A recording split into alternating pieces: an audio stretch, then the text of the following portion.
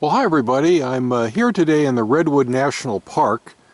Actually, it's near a place called Oric, California. The Redwood National Park is kind of all over the place, though, in the northern coastal area of California. And this is called the Lady Bird Johnson Grove.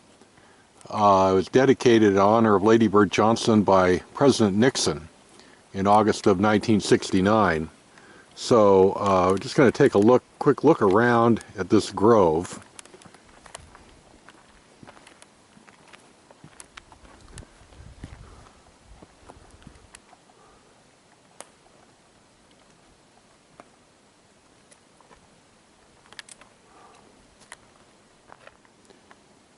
You know, if this area was good enough for Nixon to come visit, it's certainly good enough for me to walk around and examine.